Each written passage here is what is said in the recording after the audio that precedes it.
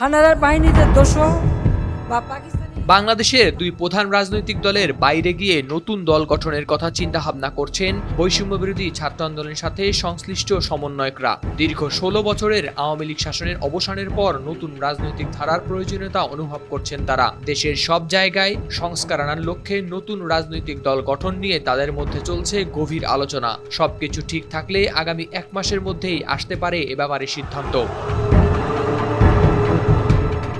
ছাত্র আন্দোলনের সঙ্গে জড়িত একাধিক শিক্ষার্থীর সঙ্গে কথা বলে এমনটাই জানিয়েছে বার্তা সংস্থা রয়টার্স। রয়টার্সের প্রতিবেদনে বলা হয়েছে, এই নতুন দলের পরিকল্পনা শিক্ষার্থীদের ঐক্যবদ্ধ প্রচেষ্টার ফল। ছাত্র আন্দোলনের সময় যে দৃঢ় প্রতিজ্ঞা নিয়ে তারা রাস্তায় নেমেছিল, সেই একই প্রত্যয় নিয়ে এবার তারা দেশের রাজনীতিতে নতুন ধারার সূচনা করতে চান। আন্দোলনের সময় সরকার বিরোধী শক্তি হিসেবে শিক্ষার্থীরা মুখ্য ভূমিকা পালন করেছিল। এ সময়ে একাধিক ছাত্রনেতাকে আটক করে আইনশৃঙ্খলা বাহিনী। তাদের মধ্যে ছিলেন নাহিদ ইসলাম, আসিফ মাহমুদ এবং আবু বাকের মজুমদার। আবু বাকের মজুমদার রয়টার্সকে জানান, আইন প্রয়োগকারী সংস্থার নির্যাতন সহ্য করে তিনি বুঝেছিলেন দেশের জন্য কিছু করতেই হবে।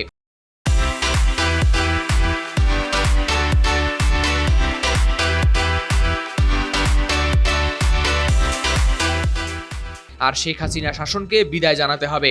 ইস্ট ওয়েস্ট বিশ্ববিদ্যালয়ের ২২ বছর বয়সী সমন্বয়কারী নাইম আবেদিন জানান, পাবলিক বিশ্ববিদ্যালয়গুলোতে সহিংসতা বাধ্য করেছিল বেসরকারি বিশ্ববিদ্যালয়ের শিক্ষার্থীদেরও রাস্তায় নামতে। এই আন্দোলন ছিল তাদের জন্য একটি টার্নিং পয়েন্ট। এমনকি অনেক অভিভাবকও সেই সময়ে আন্দোলনে যোগ দিয়েছিলেন। অর্থাৎ সারা ঢাকা শহর, ধানমন্ডি, উত্তরা, প্রত্যেকটা জায়গায় কিন্তু আমরা সেই আন্দোলনটিকে নতুন করে প্রাণ দিয়েছিলাম। রয়টার্সের প্রতিবেদনে আরও জানা যায়, সরকার পতনের সপ্তাহেই অন্তত ১১৪ জন মানুষ নিহত হন এবং আহত হয়েছিলেন শতাধিকেরও বেশি। আন্দোলনের ক্র্যাকডাউন এমন মাত্রায় পৌঁছেছিল যে আওয়ামী লীগের ঊর্ধ্বতন নেতারাও হয়েছিলেন হতবাক। এই আন্দোলনকে কেন্দ্র করে গঠিত অন্তর্বর্তীকালীন সরকারের প্রধান উপদেষ্টা হিসেবে দায়িত্ব নিয়েছেন নোবেলজয়ী ডক্টর মোহাম্মদ ইউনূস। তার উপদেষ্টা পরিষদে রয়েছেন ছাত্র আন্দোলনের দুজন সমন্বয়কও। তবে প্রধান দুই রাজনৈতিক দলের দাবির বিপরীতে আন্দোলনকারী শিক্ষার্থীরা প্রত্যাখ্যান করেছেন দ্রুত নির্বাচনের দাবি। আন্দোলনের অন্যতম সমন্বয়ক ও অন্তর্বর্তী সরকারের ডাক, টেলিযোগাযোগ ও তথ্য প্রযুক্তি উপদেষ্টা নাহিদ ইসলাম বলেন, আওয়ামী লীগ ও বিএনপির দাবির বিপরীতে অন্তর্বর্তী সরকার দ্রুত নির্বাচনের পরিকল্পনা করছে না। মাহফুজ আলম, যিনি আন্দোলনের একজন মুখ্য সমন্বয়ক, রয়টার্সকে জানান, দেশের মানুষ দুই রাজনৈতিক দলের প্রতি ক্লান্ত, বিরক্ত। তারা শিক্ষার্থীদের উপর আস্থা রাখছেন এবং তাই শিক্ষার্থীরা নতুন রাজনৈতিক দল গঠন নিয়ে আলোচনা করছেন। ১ মাসের মধ্যেই এ ব্যাপারে সিদ্ধান্ত আসতে পারে। তবে রয়টার্সের ওই প্রতিবেদনে ভুল হয়েছে দাবি করে মাহফুজ তার সামাজিক মাধ্যমে লিখেছেন, রয়টার্সে দেয়া আমার বক্তব্য ভুলভাবে এসেছে, আর সে ভুল বক্তব্যের বাজে বা উদ্দেশ্যমূলক অনুবাদ বাংলাদেশি মিডিয়া প্রচার করছে।